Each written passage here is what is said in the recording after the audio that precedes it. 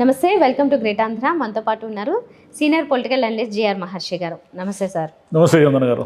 Sir, TTD చైర్మన్గా అశోక్ గజపతిరాజుకి గారికి ఇస్తారు అని ఒక టాక్ వినిపిస్తుంది. అంతకంటే ముందు అయితే నాగబాబు గారికి దక్కచ్చు అది అనేది కూడా వినిపించింది. వీటితో పాటు ఇంకా చాలామంది పోటీ పడుతున్నారు. మరి ప్రపంచవ్యాప్తంగా టీటీడీకి ఉన్న పేరేంటో మనందరికీ తెలిసిందే. అలాంటి స్థానాన్ని చాలా ప్రతిష్టాత్మకంగానే భావిస్తారు. మరి ఎవరికి దక్కే అవకాశం కనిపిస్తుంది? అంటే ఇప్పుడైతే గజపతిరాజు గారి అశోక్ గజపతిరాజు గారి పేరు బలంగా వినిపిస్తూ ఉంది. దానికి కారణాలు కూడా ఏమిటంటే బహుశా ఆయన నియమితులు అవుతారు అని ఒక ప్రచారం కానీ లేదంటే వార్తలు రావడానికి కూడా కారణం ఏమిటంటే గజపతిరాజు గారికి క్లీన్ ఇమేజ్ ఉంది. వాళ్ళకి అయినప్పటికీ విజయనగరం సంస్థానాధీశులైనప్పటికీ కూడా వాళ్ళు రాజకీయాల్లో వాళ్ళకి ఎప్పుడు చెడ్డ పేరు లేదు. వాళ్ళ నాన్నగారి కాలం నుంచి తీసుకుంటే సరే, వాళ్ళ బ్రదరు మధ్యలో వదిలేశారు అనుకోండి రాజకీయాలు. వాళ్ళు ఎప్పుడు దాన్ని ఏమంటారు, ఈ కుంభకోణాల్లో ఇరుక్కోవడం. ఆయన కూడా సెంట్రల్ మినిస్టర్గా చేశారు కదా, కుంభకోణాల్లో ఇరుక్కోవడము లేకపోతే ఇంకేదో ఫ్రాడ్ అను అదను ఇదను ఏవి ఎప్పుడు లేదు ఆయన మీద. గతంలో వీళ్ళు కొంత ఇబ్బంది పెట్టారు కానీ ఆ సింహాచలం ఆలయానికి సంబంధించి. కానీ బేసిక్గా ఆయనకైతే ఆ ఇమేజ్ ఉంది కాబట్టి ఆయన దానికి ఏ లెక్కను చూసినా అర్హులు ఆయన గజపతిరాజు గారు. రెండోది ఏమిటంటే ఈసారి క్యాబినెట్లో చాలా కీలకమైన క్యాస్ట్ అయినటువంటి క్షత్రియులు అంటే రాజులకి మంత్రి పదవి రాలేదు. కాబట్టి ఆ లెక్కన అది ఫిల్ చేయడానికైనా రాజుగారికి ఇస్తారు అనేది ఒక టాక్ నడుస్తూ ఉంది. సరే, రాజుగారు కాకుండా చాలామంది ఉన్నారు రేసులో. ప్రతిసారి కూడా టీటీడీ చైర్మన్ అనేది చాలా ప్రెస్టీజియస్ కాబట్టి ఆ రేస్ బలంగా ఉంటుంది, దాని పోటీ బలంగా ఉంటుంది. ఇప్పుడు ఏమిటంటే జనసేన కూడా కీలకమైన పార్టీ అలయన్స్లో ఉంది కాబట్టి పవన్ కళ్యాణ్ గారు ఉప ముఖ్యమంత్రిగా ఉన్నారు కాబట్టి వాళ్ళ సోదరుడు నాగబాబు గారిని చైర్మన్ చెయ్యాలి అనేది ఒక టాక్ నడుస్తూ ఉంది. మరి నాగబాబు అంటే జనసేన కోటాకి కనుక టీటీడీ చైర్మన్ని కనుక అలాట్ చేస్తే నాగబాబు గారికి ఇచ్చే అవకాశాలు చాలా ఉన్నాయి. ఇక ఇది కాకుండా మామూలు ఇంకా సినిమా సంబంధించి రాఘవేంద్రరావు గారు, మురళీమోహన్ గారు, అశ్విని దత్ గారు ఈ ముగ్గురు కూడా పోటీలో ఉన్నట్టుగా ఒక టాక్ నడుస్తూ ఉంది. తమాషా ఏమంటే చంద్రబాబు గారు కమ్మ సామాజిక వర్గానికి ఏదో చేసేస్తారని ఒక పేరుంది కదా, కానీ టీటీడీ చైర్మన్గా కమ్మ వాళ్ళు అయినట్టుగా ఇక్కడ దాఖలాలు లేవు మనకు. ఒకసారి వెనక్కి తిరిగి చూసుకుంటే రాజులు కాంగ్రెస్ హయాంలో అయ్యారు, టీడీపీ హయాంలో అయ్యారు, కాపులు అయ్యారు, రెడ్లు అయ్యారు, కానీ కమ్మ వాళ్ళు అయినట్టుగా అయితే గుర్తులేదు. మరి ఎవరి పేరు వినపడడం లేదు గతంలో ఒకసారి, అంటే టీడీపీ వచ్చిన తర్వాత. కాబట్టి ఆ లెక్కన ఇంతవరకు ఇవ్వలేదు కాబట్టి ఏమైనా ఇస్తారు అనేది ఒకటి చర్చ నడుస్తూ ఉంది. అప్పుడు వేరే ఎవరికన్నా వెళ్ళాలి. అప్పుడు ఒకవేళ ఇస్తే సినిమా ప్రముఖులైనటువంటి వీళ్ళకి ఇస్తారా, లేకుంటే ఒక టీవీ ఛానల్ అంటే TV5 యజమాని నాయుడు గారు కూడా ట్రై చేస్తున్నట్టుగా ఒక టాక్ నడుస్తూ ఉంది. పేరు లీక్ కాలేదు కానీ ఒక టీవీ ఛానల్ యజమాని అంటున్నారంటే నాయుడు గారే. ఆయన TV5 యజమాని నాయుడు గారు, ఆయన కూడా గట్టిగానే పోటీలో ఉన్నారు.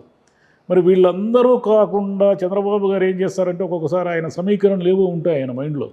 ఆ సమీకరణల లెక్కల ప్రకారము ఎవరో కొత్త వ్యక్తి వచ్చేస్తారు. పోయినసారి ఈ పుట్ట యాదవ్ గారు వచ్చారు. ఆయన పేరు ఆయనకు టీటీడీ చైర్మన్ ఇస్తారని ఎవరో ఎక్స్పెక్ట్ చేయలేదు. ఇంతకుముందు చదలవాడ కృష్ణమూర్తి గారికి ఇచ్చారు, ఈయనే టీడీపీ హయాంలోనే. కాబట్టి టీటీడీని ప్రెస్టీజియస్గా తీసుకుని దాన్ని క్లీన్ ఇమేజ్తో నడిపే వాళ్ళు ఎవరు అనేది ఆయన ఏదో మైండ్లో ఆలోచించుకొని అది రాజుగారికి ఇస్తారా, ఇంకోరికి ఇస్తారా అనేది మనం చెప్పలేము. కానీ ఎందుకంటే అంత అంటే ఇది కాకుండా బీజేపీ ఇన్ఫ్లుయెన్స్ ఏమైనా ఉండొచ్చు బీజేపీకి. ఎందుకంటే బీజేపీకి సహజంగానే ఈ హిందుత్వాకు సంబంధించిన కొన్ని గట్టి ఆలోచనలు ఉంటాయి కాబట్టి టీటీడీలో తమ వాళ్ళు ఎవరైనా చైర్మన్గా ఉండాలి అని కోరుకున్నా కూడా వాళ్ళ కోటా కింద కూడా బీజేపీ కూడా అలయన్స్లో ఉంది కదా, పైగా కేంద్రంలో ఉంది. కాబట్టి వాళ్ళ కోటా కింద ఎవరైనా ఇచ్చినా కూడా మనం ఏం ఆశ్చర్యపోనక్కర్లేదు. ఇంకా సభ్యులు అంటారా, సభ్యులు రకరకాల ప్రెజర్స్. జనసేనకు కొంతమంది ఇస్తారు గ్యారెంటీగా. అంటే ఒకవేళ వీళ్ళు టీటీడీ చైర్మన్ రేసులో మిస్ అయిపోయినా ఇప్పుడు పేర్లు వినిపిస్తున్న వాళ్ళు రేపు సభ్యులు అయ్యే అవకాశాలు కూడా ఉన్నాయి.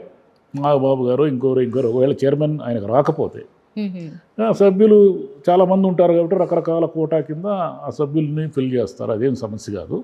చైర్మన్ ఎవరు అనేది ఇప్పుడు సమస్య. అంటే ఒక్కోసారి ఖాళీగా కూడా పెడతాడు ఆయన. చంద్రబాబు గారి ప్రత్యేకత ఏమిటంటే చాలా కార్పొరేషన్లు ఖాళీగా పెట్టినట్టే ఆయన హయాంలో టీటీడీని కూడా ఖాళీగా పెట్టగలరు ఆయన. ఇస్తారు అదిగో ఇస్తారు ఇదిగో ఇస్తారు. మరి ఈసారి ఏమైనా మారి ఉంటాడా అంటే గతంలో ఆయనకి చాలా చేదు అనుభవాలు ఉన్నాయి కదా ప్రతిపక్షంలో ఉన్నప్పుడు. ఈ చేదు అనుభవాలు పైగా అలయన్స్ ఉంది, అలయన్స్ నుంచి కొంత ప్రెజర్ ఉంటుంది, వాళ్ళకేమో పదవులు కావాలి కాబట్టి. వీటిలో కీలకమైనది ఏమిటంటే టీటీడీనే. చాలా కార్పొరేషన్లు ఉన్నప్పటికీ కూడా అవి ఏవి కూడా టీటీడీ సమానమైతే కాదు. అంటే టీటీడీ చైర్మన్ అనే అతను ఒక క్యాబినెట్ మంత్రి కంటే పవర్ఫుల్. ఎందుకంటే ప్రపంచంలో ఉన్న అందరూ ఆయన దగ్గరికి వస్తారు, అందరూ వీఐపీలు ఆయన దగ్గరికి రావాల్సిందే కదా. ఈయన ఎక్కడికి పోడు, టీటీడీ చైర్మన్ ఎక్కడికి పోవాల్సిన పనిలే. ఆయన ఊరికే తిరుమలలో కూర్చుంటే భారతదేశంలోనే కాదు ప్రపంచంలో ఉన్నటువంటి చాలామంది వెంకటేశ్వర స్వామి భక్తులందరూ కూడా తిరుమలకి వచ్చి ఆయనే కలుస్తారు, వచ్చి లేదా ఆయన స్వాగతం చెప్తాడు. కాబట్టి దాన్ని చాలా ప్రెస్టీజియస్గా పవర్ఫుల్గా తీసుకుంటారు. కాబట్టి ఎవరిని నియమిస్తారో చూడాలి. ఓకే. ఇంకో కీలకమైన విషయం ఏమిటంటే దీంట్లో రఘురామకృష్ణమరాజు గారు కూడా బలంగా పోటీలో ఉన్నారు. ఎందుకు అంటే వైసీపీని తొలుత వ్యతిరేకించిన ఎంపీ ఆయన. వైసీపీ పాలన సరిగ్గా లేదు, జగన్ గారి వ్యవహారం సరిగ్గా లేదు అని తొలిసారిగా ఆయన విమర్శించి దాన్ని ఒక ఇష్యూ చేశాడు, ఒక నేషనల్ ఇష్యూ చేశాడు, తన మీద దాడి జరిగిందని అదని ఇదని. కాబట్టి వైసీపీకి డ్యామేజ్ చేయడము లేక వైసీపీ ఈరోజు 11 సీట్లకు రావడానికి ముఖ్య కారకుల్లో రఘురామకృష్ణరాజు గారు కూడా ఒకరు. ఆయన చేసిన ప్రచారం కానీ, ఆయన రెగ్యులర్గా ఇచ్చిన ఇంటర్వ్యూలు కానీ, ఆయన రెగ్యులర్గా వైసీపీని విమర్శించిన తీరు కానీ ఇవన్నీ కూడా జనంలో ఎంతో కొంత పనిచేశాయి. కాబట్టి ఆయనకి లాస్ట్ మినిట్లో ఇదిగో ఎంపీ ఇస్తారు, ఇదిగో ఎంపీ ఇస్తారు, బీజేపీలో ఇస్తారు, టీడీపీలో ఇస్తారని ఎన్ని ప్రచారాలు జరిగినా చివరికి ఉండిలో టీడీపీ, నిజానికి టీడీపీకి ఆయనకి ఏం సంబంధం లేదు కదా. ఆయన వైసీపీ ఎంపీగా ఉన్నారు లాస్ట్లో, టీడీపీ పార్టీలో కూడా అఫిషియల్గా చేరింది ఎప్పుడైనా లాస్ట్ మినిట్లో చేరారు. అది పోరాడి తెచ్చుకున్నారు, తెచ్చుకున్నారు ఒక రకంగా. నాకెందుకు ఈరు, నేను ఇంత చేశాను కదా మీకోసం అన్నట్టుగా పోరాడి తెచ్చుకున్నాను. బహుశా ఆయన ఒకరు ఉన్నారు, ఆయనకి టీటీడీ చైర్మన్ ఇచ్చే అవకాశాలు కూడా ఉన్నాయి. ఆయన కూడా గట్టిగా డిమాండ్ చేస్తున్నారు, నాకేదో కావాలి, టీటీడీ చైర్మన్ కావాలని. చూడాలి దీంట్లో ఎవరు ఈ రేసులో గెలుస్తారు, ఎవరు గెలవరు. అసలు చంద్రబాబు ఈ తలకాయ నొప్పంతా ఎందుకు, మనం కొంతకాలం పెండింగ్లో పెడదాము, మనం చేయాల్సిన పనులు చాలా ఉన్నాయి. ఎందుకంటే ఆయనకి గతంలో చాలా అలవాటు ఉంది, అది చాలా పోస్టులు ఫిలప్ చేయడం ఆయన. మరి అది జరుగుతుందా, చేస్తాడనేది చూడాలి. ఓకే. అదే పనిల పనిగా ఇక్కడ ఈవో ధర్మారెడ్డి పైన కూడా చాలా సోదాలు అవన్నీ జరుగుతున్నాయి అక్కడ. అంటే ఆయన మీద కేసులు పెట్టి ఇరికించడానికైనా ఈ సోదాలు, ఇంకేమన్నా అంటారా? అంటే టీటీడీలో అక్రమాలు జరిగాయి, ధర్మారెడ్డి పెత్తనం ఎక్కువైపోయింది, ఆయన అవినీతికి పాల్పడ్డాడు అనేది ఒక ఆరోపణ ముందు నుంచి టీడీపీ చేస్తూ ఉంది. సరే, ఆయన అవినీతికి పాల్పడ్డాడా లేదా అనే దాని మీదే ఈ సోదాలు, ఈ తనిఖీలు. ఎందుకంటే శ్రీవాణి ట్రస్ట్ అనేది అదొక కుంభకోణం అనేది టీడీపీ నాయకుల ఆరోపణ. శ్రీవాణి ట్రస్ట్ అంటే మనం డబ్బులు కట్టి దర్శనం చేసుకోవడం అనమాట. ఆ ట్రస్ట్కి డబ్బులు కడితే మనకి దర్శనం కల్పిస్తారు. కాబట్టి దర్శనం టికెట్లు ఇవన్నీ దక్కని వాళ్ళు, హఠాత్తుగా కొండకు వచ్చిన వాళ్ళు, వీళ్ళంతా ఏం చేశారంటే ఆ ట్రస్ట్కు డొనేషన్ ఇచ్చేసి వెళ్ళి దర్శనం చేసుకుంటారు. అయితే ఈ ట్రస్ట్లో అనేక అవకతవకలు జరిగాయి, లెక్కలు లేవు అనే ఒక ఆరోపణ టీడీపీ ముందు నుంచి తెలుగుదేశం పార్టీ చేస్తూ ఉంది. సరే, ఇవన్నీ నిజానిజాలు వెలికి తీయడానికే వీళ్ళ సోదాలు, తనిఖీలు ఇవన్నీ అయితే ఎవరికేమి ఇబ్బంది లేదు. కానీ పనిగట్టుకొని ఏదో ఒక రకంగా ధర్మారెడ్డి గారిని ఇరికించడానికి అంటే మాత్రం కరెక్ట్ కాదు. ఎందుకంటే ఎవరు ఏ గవర్నమెంట్లో ఉన్నా సరే టీటీడీకి సంబంధించి జేఈఓ, ఈయన ముందు జేఈఓగానే వచ్చాడు కదా ధర్మారెడ్డి. ఈ జేఈఓ పోస్టులో ఏళ్ల తరబడి ఉన్న వాళ్ళు అనేక మంది ఉన్నారు. పోయినసారి టీడీపీ గవర్నమెంట్లో రాజుగారు ఉన్నారు, శ్రీనివాసరాజు గారు ఎవరు. అంతకు మునుపు టీడీపీ పనిచేసిన కాలం అంతా కూడా బాలసుబ్రహ్మణ్యం గారు ఉన్నారు.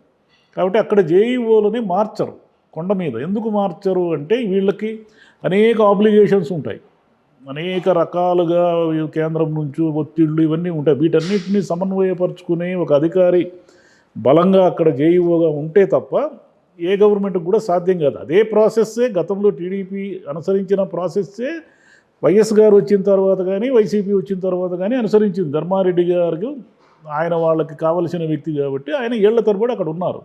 ఏళ్ల తరబడి అక్కడ ఉన్నారు కాబట్టి అవకతవకలు చేశారు అనేది వీళ్ళ ఆరోపణ. సరే, ఇంకా అవి వీళ్ళ నివేదికలు, వీళ్ళ తనిఖీల్లో ప్రూవ్ అయితే దాని మీద చట్టపరంగా ఏం చర్యలు తీసుకుంటారనేది మనం చూడాలి. సో మొత్తానికైతే కొత్తగా ఎవరినో ఒకరిని అక్కడ చూడబోతున్నాము. ఎవరు ఆశించిన వాళ్ళు ఎవరు ఉంటారు, లేకపోతే మనకి అనుకోకుండా కొత్తగా ఎవరైనా దర్శనం ఇస్తారో తెలియదు. ఎవరు టీటీడీ చైర్మన్గా దర్శనం ఇస్తారనేది పాయింట్ కాదు. అందరూ కోరుకునేది ఏమంటే సామాన్యులైన పేద భక్తులకి స్వామివారి దర్శనం సులభంగా చేయండి అయ్యా బాబు అనే మొత్తుకుంటున్నారు. అన్ని ప్రభుత్వాలు, ఏ ప్రభుత్వం వచ్చేది ఇప్పుడు కొండకు ముడుపు కట్టుకొని నడుచుకొని పోయి ఆ భక్తితో తలనీలాలు ఇచ్చి నమస్కరించి వచ్చే వాళ్ళకి ఏ ప్రభుత్వాలతో సంబంధం లేదు. అది ఆంధ్రప్రదేశ్కి సంబంధించిన టెంపుల్ కాదు కదా. ప్రపంచం నలుమూలల నుంచి వస్తారు, ముఖ్యంగా తమిళనాడు నుంచి కర్ణాటక నుంచి విపరీతంగా వస్తారు. వాళ్ళందరూ ఏమిటంటే, వాళ్ళందరూ డిమాండ్ ఏమిటంటే సులభతరం చేయండి. ఎందుకు దేవుణ్ణి ఎప్పటికప్పుడు దూరం చేసేస్తున్నారు? గవర్నమెంట్లు మారుతాయి, చైర్మన్లు మారుతారు, సభ్యులు మారుతారు, అధికారులు మారుతారే కానీ ఆ తీరెందుకు మారదు? టీటీడీ తీరెందుకు మారదు?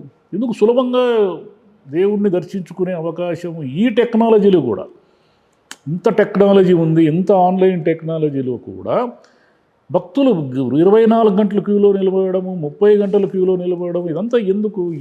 ఇది సులభం చేస్తే తప్ప. అంటే టీటీడీ అనేది వ్యాపార సంస్థ కాదు, తిరుమల అనేది ఒక వ్యాపార సంస్థ కాదు. దేవుడు డబ్బుల కోసము బిజినెస్ పెట్టుకోలేదు. అతను దర్శనం ఇచ్చి వాళ్ళ కోరికలు తీర్చడానికి, అంటే ఎవరి నమ్మకాలు వాళ్ళవి కదా, ఎవరి మనసులో ఏం కోరుకుంటారో తెలియదు కదా, వాళ్ళని సంతోషం పరచడానికి, అంటే దేవుణ్ణి చూసామని సంతోషపరచడానికి ఆ టెంపుల్ ఉంది. అది పోయి మొత్తం డబ్బులు అడుగు తీసి అడుగు పెడితే డబ్బే కావాలి అంటే కోర్స్ టీటీడీ అనేది నడవడానికి బోలెడు డబ్బు కావాలి. కానీ జనం మీరు అడిగితేనే కాదు కదా, ఎప్పుడు పూర్వకాలం నుంచి కూడా ఉండిళ్ళు వేసిపోతున్నారు వాళ్ళ కష్టార్జితం అంతా దేవుడి కోసం. కాబట్టి ఈ ముందు బిజినెస్ సంస్కృతిని తీసేసి మీన్స్ కొంచెం తగ్గించి మొత్తం బిజినెస్ సంస్కృతిని తీసేస్తే టీటీడీ దివాళా తీస్తుంది. అట్ట కాకుండా కొంచెం తగ్గించి భక్తుడు, కొండకు వచ్చిన భక్తుడు ఈ సిఫార్సులు, ఈ గోల, ఇవన్నీ లేకుండా, అందరికీ అన్నీ చేత కావు కదా, ఏమీ లేకుండా సులభంగా దేవుణ్ణి దర్శించుకో. అతను ఎన్ని గంటలైనా నిలబడడానికి సిద్ధంగా ఉన్నాడు క్యూలో. కానీ దానికి ఒక పద్ధతి ఉంటుంది కదా, ఆ పద్ధతి లేకుండా ఇంకా మైళ్ళ కొద్ది క్యూలు తిరుమలలో మా చిన్నప్పటి నుంచి అదే, ఇప్పుడు అదే, ఇంకా 10-50 ఏళ్ళ తర్వాత కూడా అది ఎలా అవుతుంది? కాబట్టి ఎక్కడో లోపం ఉంది, మొత్తం సిస్టంలోనే లోపం ఉంది.